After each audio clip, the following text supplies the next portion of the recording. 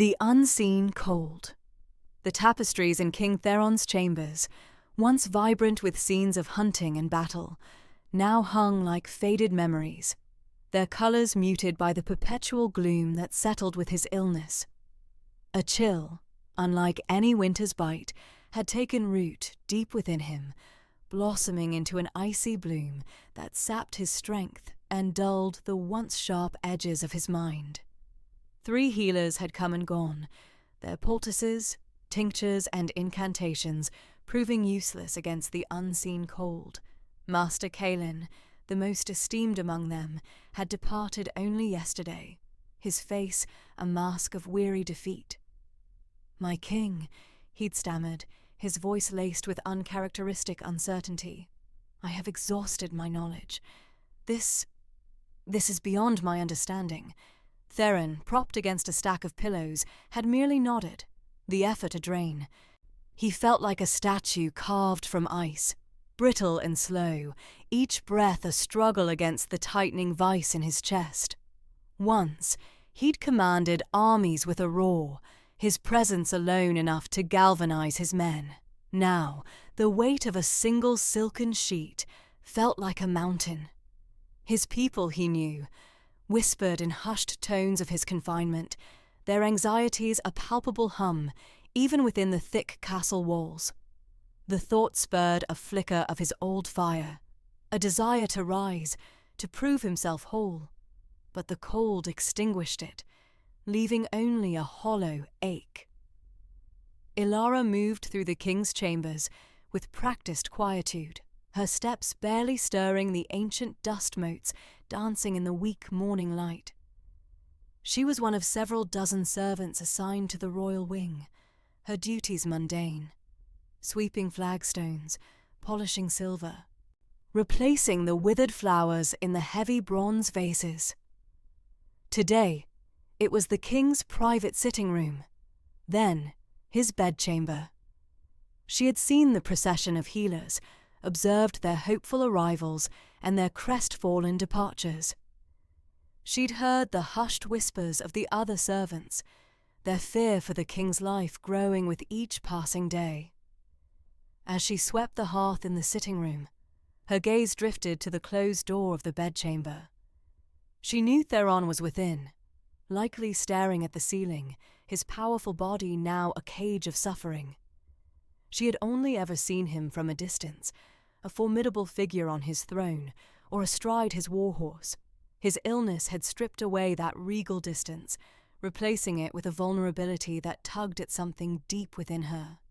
It was a strange compassion, born not of pity, but of a quiet empathy for a man so visibly trapped by an invisible enemy. Later, entering the bedchamber, Ilara kept her eyes lowered, her hands busy with fresh linens. The air in the room was strangely still, cold, despite the burning logs in the fireplace. She approached the massive 4-poster bed, careful not to disturb the king. But as she smoothed the embroidered coverlet, her gaze involuntarily lifted. Theron lay there, eyes open, fixed on some unseen point above him. His face, once rugged and tanned, was pale, almost translucent. Dark circles shadowed his eyes, and a fine sheen of sweat coated his brow, a stark contrast to the profound cold radiating from him. He shivered, a deep, bone-rattling tremor that shook the bed. His lips, cracked and dry, parted in a sigh that was more a gasp of despair. "The cold," he rasped. His voice raw and thin, a mere echo of its former power. "It spreads. It crawls through my veins, freezes my blood." He tried to shift, to alleviate the pressure, but a grunt of pain escaped him. Kaelin said it felt like death itself, settling in my bones. His eyes, once vibrant with life and command, now held a deep, unyielding terror. He saw Ilara then, truly saw her, not as a faceless servant, but as a witness to his humiliation, his slow demise. A flicker of shame, then a desperate, almost pleading helplessness crossed his face. He was the Alpha King, yet he was succumbing, piece by agonizing piece, to an enemy no blade could touch, no magic could dispel. The chill within him deepened, a relentless, suffocating tide. A spark of warmth.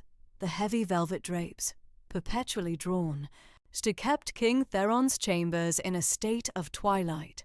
A pervasive chill, defying the roaring hearth, seemed to seep from the very stone. Ilara moved through the room with a silken hush, her hands deftly gathering stray parchments and smoothing rumpled bed hangings. The immense royal bed, a fortress of carved oak and rich fabrics, dwarfed the figure within. Theron lay motionless, a pale, almost translucent form beneath a mound of blankets. His breath, shallow and faint, barely stirred the heavy linen. Master Kaelin's dreaded icy bloom had frosted his once ruddy skin with a delicate, crystalline rime, transforming him into a sculpture of frosted marble. His open eyes, when they were open, held a distant, haunted quality, like embers fighting a rising tide of ice. Ilara approached the bed, her heart a muted drum against her ribs. Her task was simple: to tidy the blankets tangled during the king's restless, feverish sleep. Reaching for a fallen corner of an embroidered throw, her fingers brushed cool silk. As she drew it up, her hand inadvertently grazed his forearm, briefly exposed. A sharp, indrawn gasp tore from Theron's lips, pure surprise slicing through the oppressive silence. Ilara froze, breath caught, her hand hovering like a startled bird. She steeled herself for a rebuke, a flicker of his old ire, even in his diminished state. Instead, his eyes, wide and suddenly lucid, fixed on her with an intensity that sent a shiver down her spine, one unrelated to the pervasive cold. For a fleeting, impossible moment, a startling warmth had bloomed where their skin met.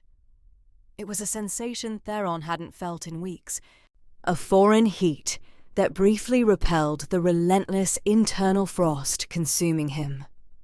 Like a tiny, bright ember dropped into a glacial lake, melting a minuscule ring before being swallowed by the vast cold, that instant saw the crushing weight of the unseen chill recede, the gnawing ache in his bones soften, and the mental fog lift, if only to reveal the sharp edges of his fear.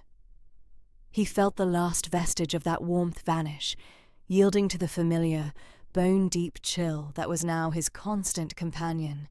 Yet its memory lingered, a phantom sensation against his skin, a stark contrast to the icy prison he inhabited. What was that? His voice was a weak, barely audible rasp, yet laced with a nascent wonder absent for months. His eyes, still fixed on Ilara, held a flicker of something new, a fragile, tentative spark of hope in the desolate landscape of his illness. Ilara could only stare, her own hand still tingling from the accidental contact. She had felt it too, a subtle transfer of heat, a momentary surge of energy that passed from her to him. It defied explanation, yet its reality was undeniable.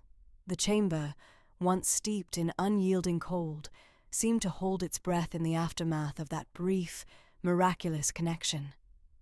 Theron slowly, painfully, lifted a hand, his fingers trembling as he reached out, not quite touching her, but gesturing vaguely towards the space between them. "Again," he whispered, his voice thin but urgent. "Do it again." His gaze, no longer distant, was sharp and piercing, searching her face for answers, for understanding. The terror that had etched itself into his features remained. But now it was joined by a desperate, dawning realization. The healers had failed. Master Kaelin had offered only pity. But a quiet servant, with an accidental touch, had offered something else entirely. A moment of warmth, a sliver of reprieve, a whisper of a possibility utterly absent from his frozen world until now. The secret keeper, the King's Fingers, surprisingly strong despite his frail state, clamped around Alara's wrist. "Stay!" he rasped, his voice a gravelly whisper that nonetheless vibrated with an unfamiliar urgency. The lingering warmth from their accidental contact still hummed beneath her skin, a phantom echo of the strange energy that had passed between them. His eyes, no longer clouded by the icy bloom's glaze, fixed on hers, startlingly clear and desperate. Ilara's breath hitched, fear, cold and sharp, pierced through the lingering warmth. A servant did not simply stay in the king's private chambers, not without reason, and certainly not like this. Her mind raced, a frantic scramble of protocols and punishments. To disobey was unthinkable, but to obey felt like stepping off a cliff. "Your Majesty," she managed, her voice a thin thread. "The cold. It faded," Theron said, his grip tightening, a silent plea. "When you touched me," he pulled her closer, his gaze sweeping over her face, as if searching for an answer written there. "Do it again. Touch me." Her heart hammered against her ribs. He wasn't well. This was delirium, surely. Yet the clarity in his eyes, the sudden strength in his voice, belied such a simple explanation. Her instinct was to pull away, to flee the impossible demand, but a strange compulsion, born of a lifetime of service and an inexplicable flicker of pity for the dying monarch, held her fast. Slowly, hesitantly, she reached out, her fingers trembling as they brushed his forearm. The effect was instantaneous, a jolt that passed from her, through him, and back to her again. It wasn't a mere physical warmth, it was a profound current, like a forgotten river suddenly flowing again, thawing the very core of his being. Theron gasped, a long, shuddering intake of air. The tension in his shoulders eased, and the rigid lines around his mouth softened. A sigh, deep and genuine, escaped him. "Gods above," he breathed, his voice rich with wonder. "It's real." He looked at her then, truly looked at her, not as a servant, but as something else entirely. "You are real." Ilara felt the strangeness of it all, the peculiar draw, nor the sense of a burden, both terrifying and exhilarating, settling upon her. She was just Ilara, the quiet servant. What magic was this? "No one must know," Theron declared, his voice regaining a measure of its former authority, though still edged with vulnerability. He pushed himself further up in the bed, the sudden burst of energy astonishing. No one. The healers, they would try to understand, dissect, perhaps even harm you. And the court, they would see it as a weakness, a desperate act. His eyes met hers, a silent, weighty plea passing between them. "You are to remain here, in my chambers. You will be my secret keeper." The weight of his words pressed down on her, suffocating. To stay in the king's personal chambers, day and night. It was an unheard-of arrangement, scandalous, dangerous. She was a ghost in the palace, or barely noticed. This would thrust her into a perilous spotlight, even if concealed. Yet, seeing the desperate hope etched into his gaunt face, the way his breath came easier, the very colour returning to his lips, she couldn't refuse. A quiet sense of duty, deeper than any fear, began to bloom within her. "But my duties," she stammered, grasping for normalcy. Theron waved a dismissive hand. "Consider this your new duty. Your only duty." He looked around the vast, opulent room, his gaze settling on a padded bench near the hearth, usually reserved for attendants awaiting his call. "You will sleep there. During the day, you will be close, ready. We will devise a reason for your sudden elevation, if needed, but for now, silence is our greatest ally." Ilara swallowed hard, her mind reeling, her life, her quiet, predictable world. He had been shattered in a single touch. She was no longer just a servant. She was a secret, a source of forbidden warmth for a dying king. The air in the room, once frigid, now felt charged with a strange, burgeoning energy. A fragile bridge between their disparate worlds, built on desperation and an accidental miracle. She nodded, a silent promise forming on her lips. She would stay. She would keep his secret. Hands that heal. The heavy oak door of Theron's private chambers had clanged shut behind her, sealing Alara into a new, terrifying reality. The first few days were a blur of hushed anxiety and profound disorientation. She moved through the regal space like a phantom, her presence an unspoken secret, her very breath a potential betrayal. Her initial discomfort was a palpable weight, a constant knot in her stomach. She feared every shadow, every creak of the ancient castle, convinced discovery was imminent. Yet Theron's unwavering demand, his desperate grip on her arm, had been too potent to ignore. He lay amidst a mountain of furs, his skin still bearing the ghostly sheen of frost. The air in the room, even with roaring fires in the hearth, held a persistent chill, a testament to the internal winter consuming him. Alara found herself drawn, almost against her will, to the side of his bed. She would sit, perched on a velvet stool, her hands clasped tightly in her lap, a silent sentinel. Her touch, at first, was hesitant, almost accidental. She would reach for a fallen blanket, her fingers brushing his arm, and a flicker of warmth would radiate from her, a sudden, surprising bloom against the icy grip on his flesh. Theron would stir, a low groan escaping him, and a fraction of the chill would recede from his eyes. He never spoke of it directly, not then. Instead, his gaze would linger on her, a profound gratitude unspoken but deeply felt. Soon the accidents became less accidental. She would offer him a cup of warmed wine, her hand lingering on the ceramic, allowing the heat to transfer through the vessel to his frigid fingers.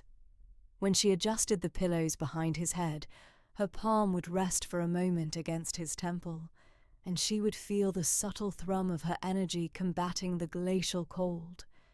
Each interaction was a delicate dance, a silent offering of solace. There was no grand ceremony, no dramatic pronouncements, just the quiet, consistent application of her unique gift. Theron, in turn, began to change. The gaunt hollows beneath his eyes softened. The bluish tint that had often coloured his lips began to fade, replaced by a healthier, though still pale, hue. His coughs, once rasping and frequent, lessened in intensity and occurrence. He started to speak more, not of his illness, but of the mundane affairs of the kingdom, testing his voice, finding its strength again. He would recount tales of his youth, of hunts in the northern forests, of the vibrant feasts in the great hall, drawing Alara into a world she had only ever observed from a distance. One evening, as dusk painted the sky in shades of bruised purple and rose, Theron reached out, his hand no longer trembling with cold, and gently took Alara's. His touch, though still cool, no longer burned with the frostbite of his affliction. "You are the only warmth in this frozen prison, Alara," he murmured, and his voice stronger than she had ever heard it. His thumb stroked the back of her hand, a gesture that sent an unexpected shiver, not of fear, but of something else entirely, through her.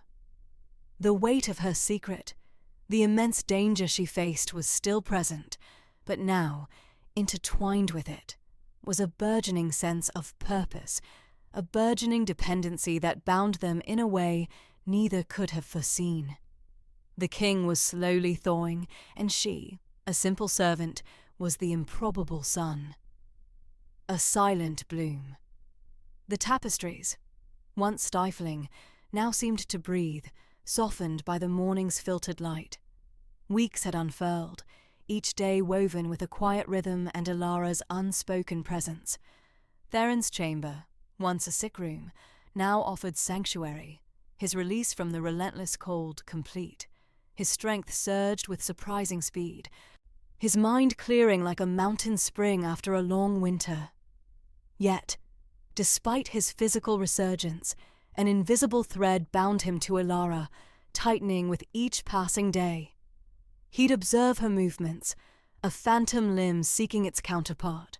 Her steps were hushed, her hands adept as she tidied his parchments or adjusted a curtain. Her silence, initially unsettling, had become a balm, a resonant space filled with an attentiveness more profound than any words. Their gazes would meet across the room, a fleeting moment where emerald eyes sparked with a shared, wordless understanding. The healing sessions had transformed, no longer desperate pleas for warmth, they were now moments of profound connection. He would extend his hand, palm up, and she would gently place hers within it, a delicate, almost ritualistic gesture. The warmth flowing from her was no longer a surge against a dying ember, but a pervasive current, settling deep within his bones, chasing away the phantom chills that occasionally threatened to reclaim him. Sometimes he simply held her hand, not for the heat, but for the simple comfort of its small, calloused palm, a perfect fit against his own, rough from years of sword and scepter. One afternoon, a rare shaft of sunlight pierced the chamber, illuminating dust motes dancing like tiny stars. Theron, sketching a new bridge design by the window, frowned at a stubborn arch. Ilara, arranging late-blooming roses nearby, sensed his frustration. Without a word, she moved to stand beside him, her shadow falling gently across his arm. She offered no advice, nor did she even look at the drawing. Instead, her fingers, light as a butterfly's wing, brushed the back of his hand, a fleeting, almost accidental touch. The subtle comfort it conveyed was immediate, smoothing the furrow from his brow. He looked up at her, a silent question in his eyes. She met his gaze, a soft, almost imperceptible smile touching her lips, a shared secret blooming between them in the sunlit air. It was in these quiet exchanges, these unspoken gestures, that their bond deepened. He found himself anticipating her presence, the gentle cadence of her breath in the stillness, the way her hair caught the light.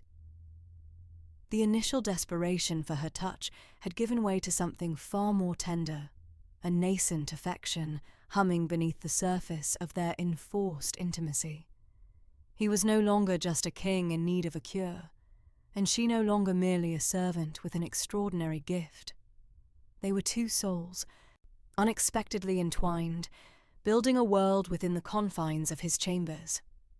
One evening, as twilight bled into the room, painting the walls in shades of amethyst and indigo, Theron watched Ilara prepare his evening draft. Her profile was etched against the fading light, serene and focused. A sudden, unbidden urge swelled within him, not for healing, not for comfort, but simply to reach out and touch her cheek, to feel the soft skin beneath his fingertips. The impulse was startling in its intensity, a raw, emotional craving that transcended the physical. He checked himself, his hand clenching slightly, a flicker of something akin to fear passing through him. This was uncharted territory, a dangerous warmth blossoming in his chest that had nothing to do with her gift and everything to do with her. Ilara, sensing his gaze, turned slowly. Then their eyes met, and in that shared glance, the silent understanding between them crackled with a new, fragile electricity. No words were needed. The shift was palpable, a delicate, silent bloom unfurling in the space between them, transforming dependency into a burgeoning, undeniable emotion. The cold that had defined his existence was not merely gone, It had been replaced by a different kind of heat, one that promised both solace and a perilous vulnerability. Whispers in the court. The whispers began subtly, like the rustle of silk in an empty hall. At first they spoke of the king's continued confinement, the lingering chill in the air around his chambers. But then a new current joined the murmurs. Theron, once a ghost flickering behind closed doors, now held brief, if still strained, audiences. His skin, once ashen, had begun to regain a faint flush. The tremor in his hands, though not entirely gone, was less pronounced, his grip on the sceptre steadier. "Did you see him today?" Lady Amara murmured to Lord Borin, their heads close over a steaming goblet of spiced wine. He almost smiled. A fleeting thing, but a smile nonetheless. Borin, a man whose fortunes hinged on the king's favour, merely grunted, his gaze flicking towards the high table where Valeria sat, an unreadable mask of severity etched upon his features. "He is still too withdrawn. It is unnatural, this secrecy." The court, accustomed to Theron's robust presence, found his continued seclusion unsettling. His brief appearances were punctuated by an almost desperate hurry to retreat, a quickness that suggested urgency, not illness. So the guards around his private quarters had been doubled, their faces grim and unyielding. Even the royal healers, once a constant fixture, were rarely seen entering or exiting, a strange absence that prickled at the edges of their collective unease. Lord Advisor Valerius observed it all with an hawk's keenness from his customary seat. His eyes, the colour of winter frost, meticulously tracked Theron's every subtle shift. The less laboured breathing, the clearer tone in his voice during pronouncements, the way he now held his head with a touch more regal defiance. Valerius saw not recovery, but a puzzle. The king had been wasting away, a slow, agonizing descent into a frigid stupor. No healer, no potion, no ancient remedy had made a dent in his mysterious affliction. Yet, now, a distinct improvement had taken root. Without explanation or public acknowledgement. His gaze lingered on Theron as the king dismissed the court, a movement swifter than Valerius had anticipated. The king's eyes, however, did not meet his. They darted instead towards the shadowed archway leading to his private rooms, a flicker of something akin to eagerness in their depths. Valerius steepled his fingers, the intricate rings on his digits glinting in the candlelight. He was a man who thrived on order, on predictable outcomes, on the meticulous workings of a kingdom under his steady guidance. This burgeoning mystery surrounding the king was a discordant note in his carefully constructed symphony. What unseen force was at play? What secret cure was being administered in the king's chambers, away from the watchful eyes of his most trusted advisers? He watched the king disappear, the heavy oak doors closing with a thud that echoed the finality of a secret kept. Valerius rose slowly, a figure of imposing authority even in repose. He moved through the dispersing courtiers, a silent sentinel, his mind already spinning threads of possibility. He spoke to no one, his presence alone enough to quiet the scattered conversations. Later, in the hushed solitude of his private study, Valerius pored over ancient scrolls, detailing royal ailments and their remedies. Nothing matched Theron's peculiar malady, nor this sudden, inexplicable resurgence of strength. He summoned his most trusted informants, men whose loyalty was bought with coin and influence, their eyes and ears everywhere within the castle walls. "I want to know everything," he instructed in a low, even tone, his voice barely disturbing the dust motes dancing in the candlelight. "Every movement within the king's private wing, every servant, every guard, every visitor, no matter how insignificant they may seem. Pay particular attention to anyone new, anyone who was not there before the king's decline. Leave no stone unturned. The king's health is paramount, and any deviation from the expected path must be understood. His informant, a wiry man named Jorik, nodded, his face etched with a silent understanding of the gravity of the task. It will be done, Lord Advisor.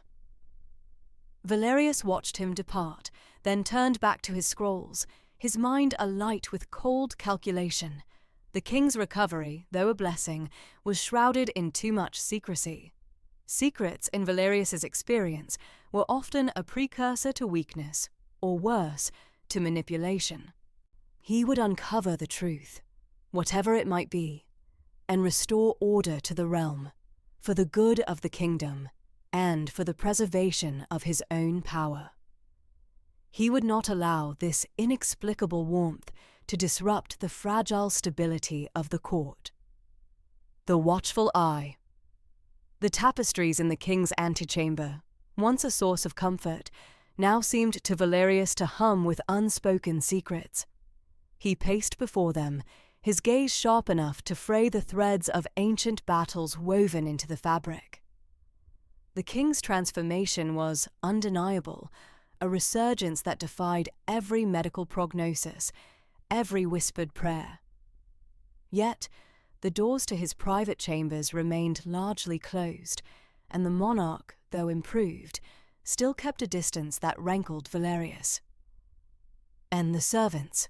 Valerius asked, his voice a low thrum against the thick silence, was addressing a gaunt-faced guard stationed discreetly near the royal suite.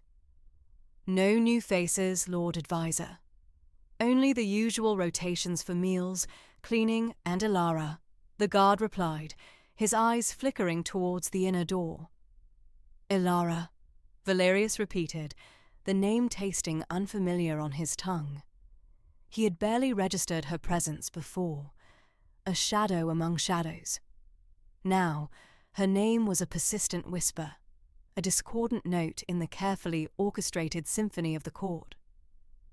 He remembered her from the initial days of the king's illness, a quiet girl, unremarkable. Yet, the king's recovery coincided precisely with her assignment to his personal care. Too convenient, too coincidental. His frustration mounted with each passing day.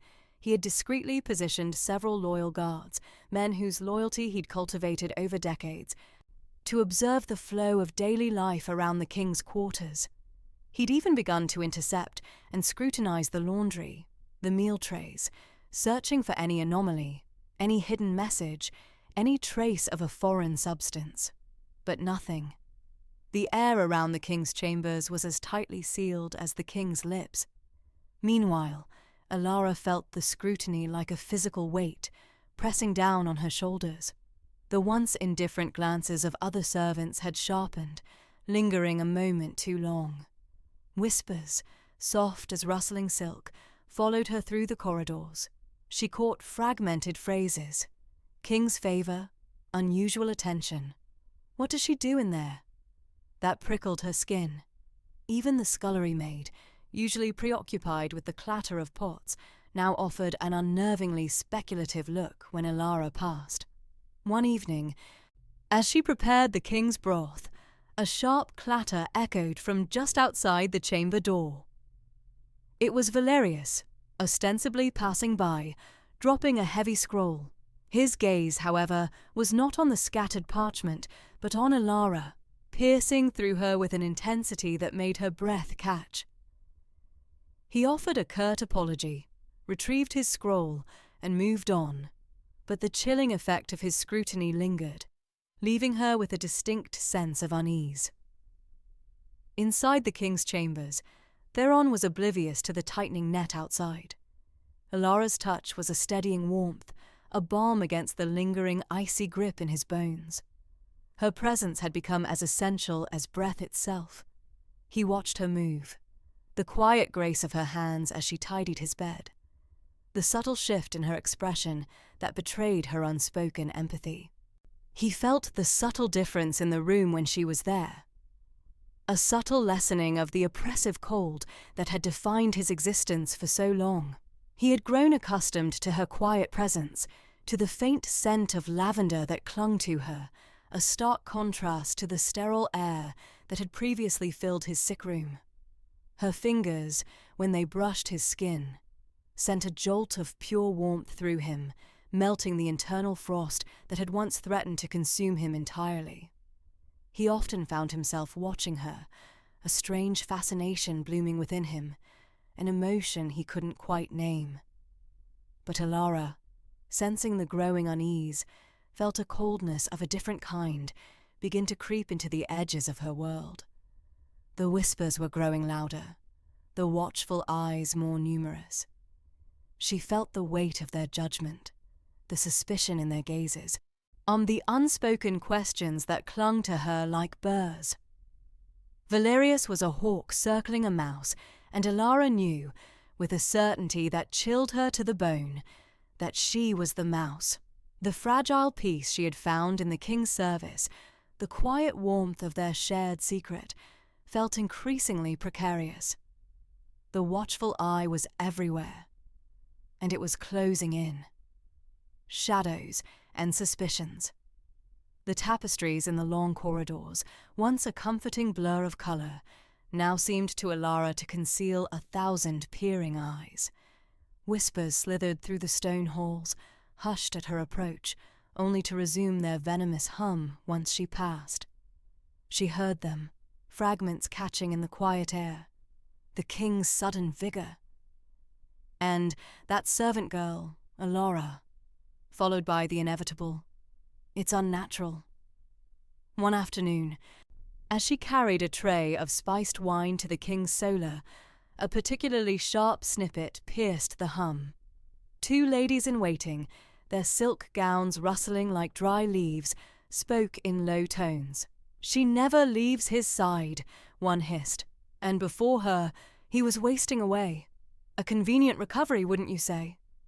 The other giggled, a brittle, joyless sound. "Perhaps she truly is a witch, as some claim. What other explanation could there be?" Ilara's steps faltered. The spiced wine sloshed precariously, but she steadied the tray, her heart thrumming against her ribs. The words echoed in her mind, coiling around her burgeoning fear. Witch. The accusation was a brand, searing and inescapable. She knew the history of such pronouncements in this kingdom, the swift, brutal justice that followed. A cold dread, and far more chilling than any of Theron's lingering fevers, settled deep within her. The shared secret, once a fragile blossom of hope, now felt like a noose tightening around her neck. In the sanctuary of the king's chambers, Theron seemed oblivious to the growing storm. His colour was robust, his movements fluid, the chill that had once encased him almost entirely banished. He would often reach for her hand, his fingers warm against hers, a silent testament to the efficacy of her touch. "You bring a warmth I thought I'd never feel again, Alara," he murmured one evening, his eyes, once haunted by pain, now alight with a gentle intensity. He drew her closer, finding solace in her proximity, a comfort that transcended the physical. His dependence had deepened, evolving into something more profound, an unspoken language of touch and presence that filled the quiet spaces between them. But even in his recovered state, Theron still kept a certain distance from the full bustling life of the court, preferring the quiet company within his private wing. This seclusion, however, shielded him from the subtle shifts in the court's atmosphere that Alara keenly felt.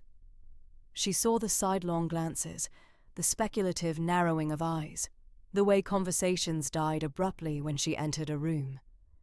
The air around her crackled with unspoken questions, with the weight of judgment. One crisp morning, Theron noticed it too. They were walking through a less frequented gallery, a rare foray outside his private chambers. A group of courtiers, usually boisterous, fell silent as they approached, their gazes lingering on Alara with an uncomfortable intensity. Theron's brow furrowed. "Did you notice that, Alara?" he asked, his voice low.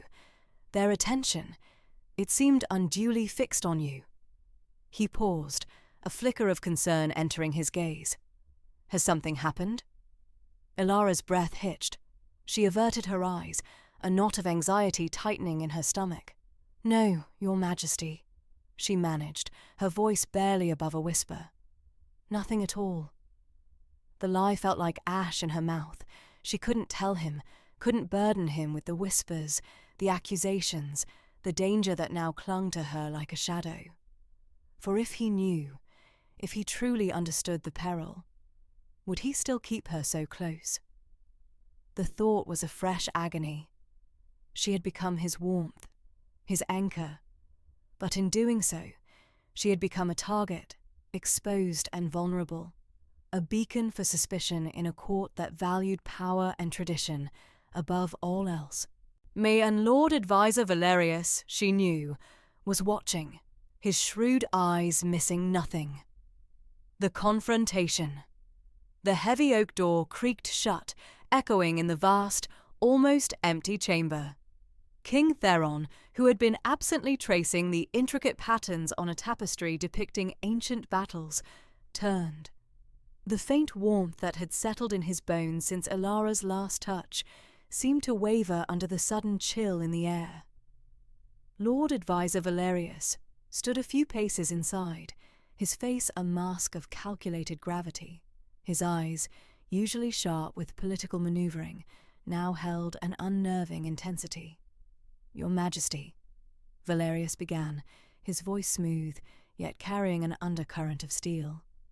"I must speak plainly, even if my words are unwelcome." Theron felt a prickle of unease. Valerius rarely minced words, but this felt different. The air grew heavier, in thick with unspoken accusations. "Speak then, Valerius."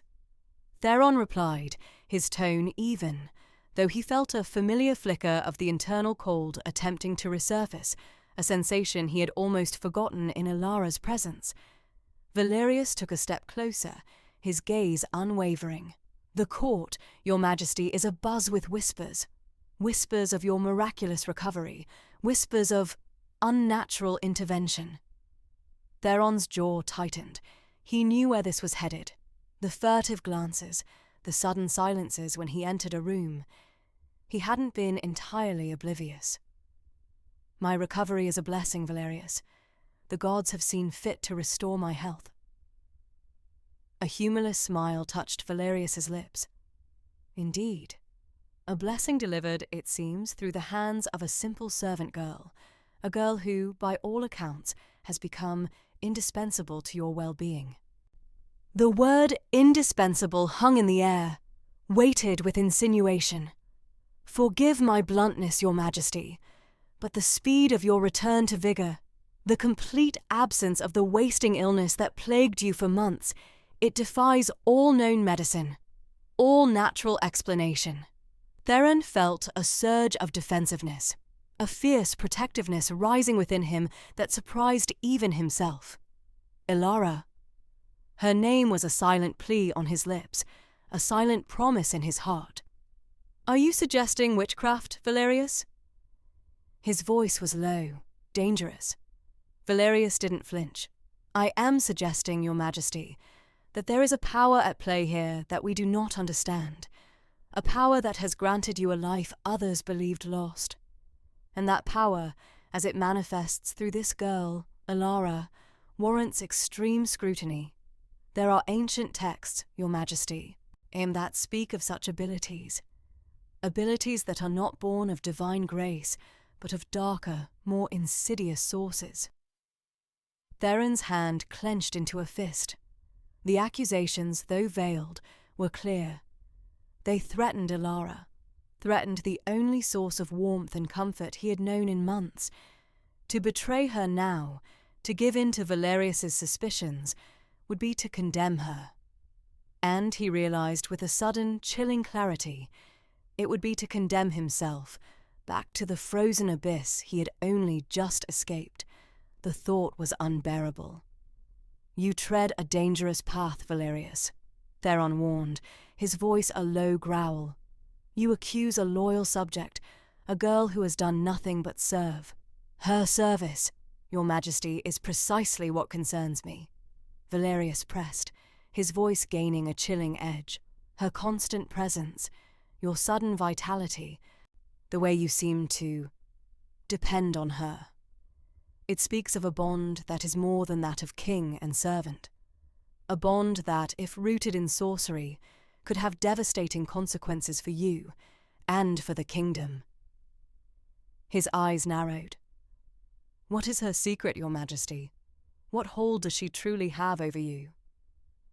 The unspoken challenge hung in the air. Theron met Valerius's gaze, a cold resolve settling in his heart. He would not betray Alara. Not now, not ever. Her warmth was his lifeline, her presence a blossoming hope he hadn't known he needed. "Her secret, Valerius," Theron stated, his voice firm, unwavering, "is that she is a good and faithful servant. And that is all you need to know." Valerius's lips thinned. He knew when a line had been drawn. The air crackled with their unspoken standoff, the tension thick enough to cut. "Very well." "Your Majesty." Valerius finally conceded, though his eyes still held a knowing glint.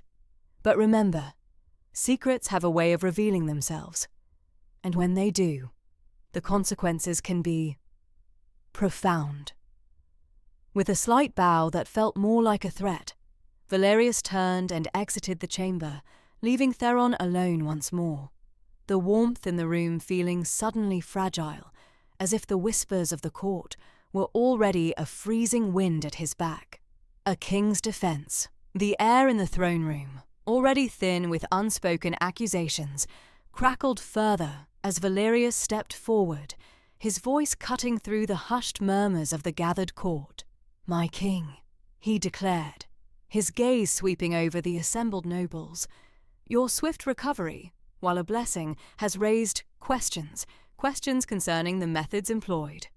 He paused, allowing his words to hang heavy, then turned his focus, his eyes narrowing on the spot where Alara usually stood, though she was absent today.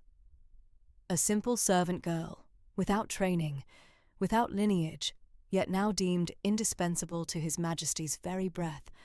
What power, I ask, does such a one wield to accomplish what the kingdom's finest healers could not? A tremor ran through Theron, a familiar chill, not of his illness but of a rising fury. He could feel the eyes of his court on him, a mixture of curiosity, fear, and thinly veiled judgment. Valerius, sensing his advantage, pressed on, his voice gaining a chilling resonance. "I regret to say, my lords and ladies, that the whispers in the shadows speak of unnatural intervention, of ancient, forbidden arts, of witchcraft." The word hung in the air like a poisoned dart, striking at the very heart of the court's superstitions. Gasps rippled through the hall, and murmurs erupted into a cacophony of fear and outrage. Theron's blood ran cold, a deeper, more profound cold than even his illness had wrought. This was not merely an attack on Alara, but a challenge to his authority, a direct insult to his judgment. He saw the gleam in Valerius's eyes, the calculated cruelty, and understood that this was a public execution, not of the body, but of a reputation, of a life. Before Theron could respond, Valerius raised a hand, silencing the court. "I propose," he announced, his voice ringing with false piety, "that this girl, Alara, be brought forth and questioned under oath. Let her explain her miraculous abilities, or let the truth of her sorcery be revealed." A guard, a hulking figure with a grim face, began to move towards the door, presumably to fetch Alara. Theron felt a surge of something primal, a protective instinct he hadn't known he possessed. The thought of Alara, vulnerable and confused, dragged before this court, facing these accusations, ignited a white-hot rage within him. The internal coldness that had plagued him for so long receded, replaced by a burning resolve. He would not stand by and let them destroy her. "Stop!" Theron's voice, though not a shout, carried the absolute authority of a king. The guard froze mid-step. Theron descended from his throne, his heavy robes rustling, his gaze fixed on Valerius. "Lord Advisor, you overstep. Ilara is under my protection. Her actions are mine to command, and her well-being is my responsibility." Valerius, though momentarily taken aback by Theron's sudden defiance, quickly recovered. "With all due respect, Your Majesty, the law applies to all, and the law against sorcery is absolute. The whispers of the court, the very health of the realm, demand this investigation." He gestured to the guards, a silent command in his eyes. "Seize the girl for the good of the kingdom." Several guards, emboldened by their advisor's words, began to advance, their hands moving towards their swords. Theron felt a profound shift within him, a hardening of his spirit. The coldness, instead of debilitating him, sharpened his senses, focusing his intent.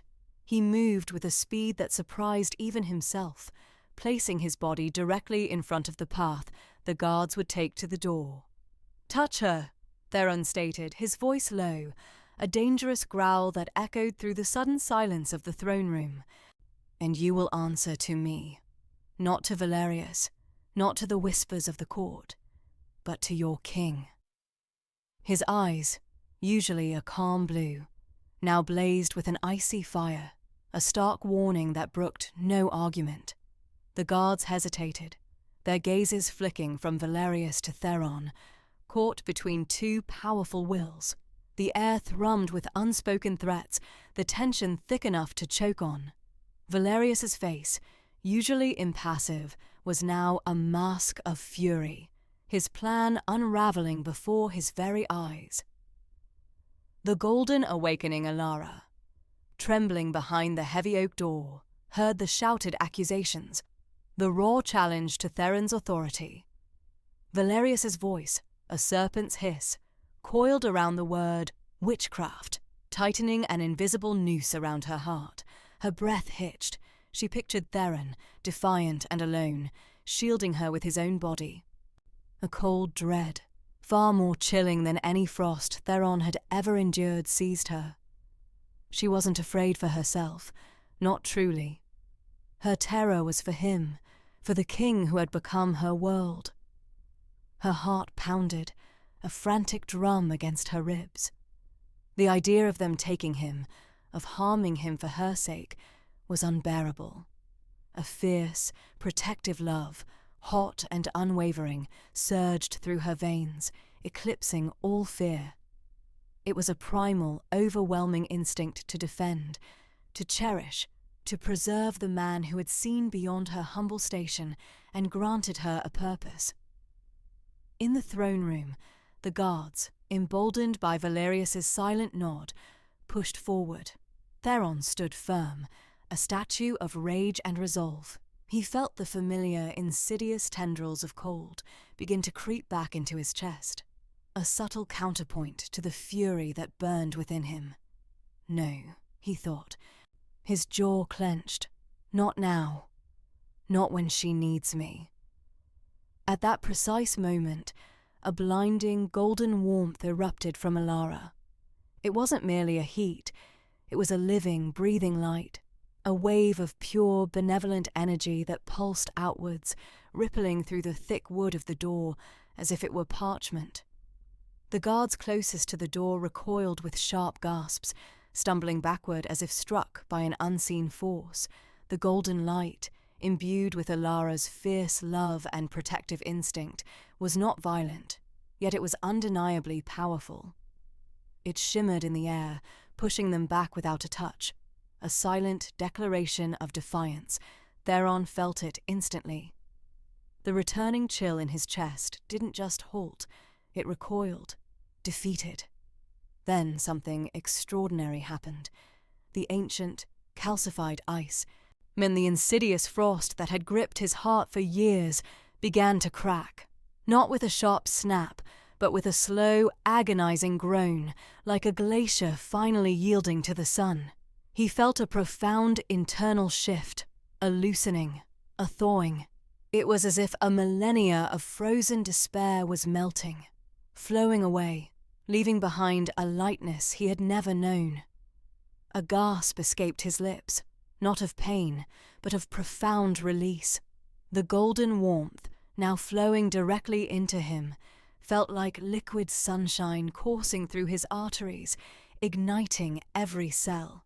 His skin, which had always held a faint, almost imperceptible pallor, gained a healthy flush. His eyes, once shadowed by a perpetual weariness, now shone with a vibrant, startling clarity. The lingering ache in his bones vanished, replaced by an invigorating surge of strength. He stood taller, straighter, his shoulders broadening with a power that was both physical and spiritual. Valerius, his face a mask of shock and disbelief, watched as the king, his adversary, visibly transformed before his very eyes. The man who had been slowly wasting away now radiated an impossible vitality.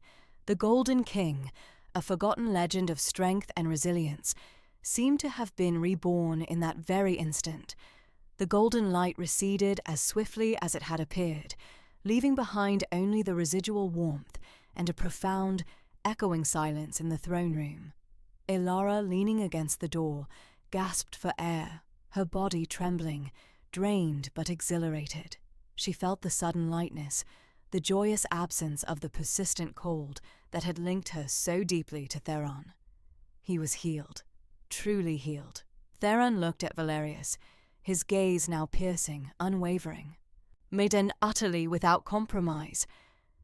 The subtle threat in Valerius's posture withered under the sheer force of the king's renewed presence. "You accuse an innocent," Theron's voice boomed, no longer raspy with illness, but resonant with a power that shook the very foundations of the hall. "You challenge my judgment. Now, you will see the full measure of your folly." A united kingdom, a hush, profound and absolute, fell across the court. The golden light, once a searing shield, now pulsed gently around Ilara, a soft aura that seemed to hum with residual power. The guards, thrown back by its force, scrambled to their feet, their faces a mix of terror and utter disbelief. Valerius, his calculated composure shattered, stumbled back a step, his eyes wide with a fear he could not conceal. Theron, no longer a man besieged by an unseen affliction, stood tall, his gaze fixed solely on Ilara. The deep-set lines of pain that had etched his face for years were smoothed away, replaced by a vibrant vitality that radiated from him. His chest, which had felt like a tomb of ice, now beat with a robust rhythm. He reached out, his hand finding hers, and a current of warmth, pure and exhilarating, flowed between them. Ilara, trembling but exhilarated, felt the last vestiges of the icy tendrils that had connected them dissolve. The cold, that constant companion in her core, was gone, replaced by a joyous, expansive warmth. She looked up at him, her eyes reflecting the golden glow that still lingered. A collective gasp rippled through the onlookers. Theron's transformation was undeniable, a living testament to the impossible. He turned slowly, his hand still clasped firmly in Ilara's, to face the stunned assembly. His voice, clear and resonant, filled the hall, no longer brittle with pain, but imbued with an authority that commanded absolute attention. "For too long," Theron declared, his gaze sweeping across the bewildered faces, "I have borne a burden, a chilling curse that threatened to consume me and, by extension, this kingdom. For too long I have sought answers in vain, while the very life drained from my veins." He paused, his grip on Ilara's hand tightening almost imperceptibly. And for too long, I have hidden the truth of the one who saved me, out of fear for her safety, and out of a misguided belief that her gift was something to be concealed. His eyes met Valerius's, a challenge flickering within their depths. Lord Valerius, you accused her of witchcraft, of a dark power. You threatened her life, and by extension, mine. But what you witnessed was not darkness. It was the purest light, the truest magic of this realm. Ilara felt the warmth in her hand intensify, a silent reassurance. She stood a little taller, her fear replaced by a burgeoning pride. The court, mesmerized, watched their every move, an understanding beginning to dawn in their eyes. This woman, Theron continued, his voice softening as he looked at Ilara, is Ilara. And her touch, her very essence, possesses the power to heal, to mend, to bring warmth where there is only cold. She has not just healed my body, but she has rekindled the very spirit of my reign. He lifted their joined hands, presenting her to the court. She is my light, my strength, and the truest heart of this kingdom. A murmur, a mix of awe and wonder, we spread through the hall. Some gasped, some wept openly, others simply stared, unable to process the profound revelation. Theron, his gaze burning with an unwavering conviction, turned back to Ilara. Ilara, he murmured, his voice now for her ears alone, though his words carried through the hushed silence. My Ilara, I love you, and I will never again allow you to be hidden or threatened. He turned back to the court, his voice ringing with renewed power. From this day forward, Ilara stands beside me, not as a servant, but as my chosen queen. Her warmth will illuminate this kingdom, and her truth will be its guiding star. Let all who dwell within these lands know her name and honor her gift. For this is a united kingdom, and together we shall usher in an era of unprecedented prosperity and peace. As he spoke, all the golden aura around Ilara seemed to expand, bathing the great hall in a soft, ethereal glow. The air hummed with an undeniable energy, a palpable shift in the very fabric of the court. Ilara, her heart swelling with a joy she had never known, returned his gaze, her own eyes alight with love and a newfound power. The cold was gone, banished not just from Theron, but from the world they now faced, together. The warm queen, the court's communal gasp, still resonated in Ilara's mind, a grand chorus of astonishment. Her hand, once a comfort's instrument, now bore the sovereign's ring, still warm from Theron's fervent kiss. He had claimed her as queen, unveiled her healing touch, and shattered his own rule's icy pretense. Trembling, not from fear but vibrant exhilaration, Ilara straightened, her servant's humility yielding to burgeoning pride. The pervasive chill that had once clung to her like a shroud vanished, replaced by a radiant inner warmth that now seemed to emanate, a palpable aura of solace. Theron, eyes alight with fierce protectiveness, stood beside her, his hand steadfast at the small of her back. Murmurs of sorcery rippled through the onlookers, yet his unwavering gaze quelled them. He had faced down Lord Valerius's challenge to his authority with a steely resolve that mirrored the strength Ilara now felt within.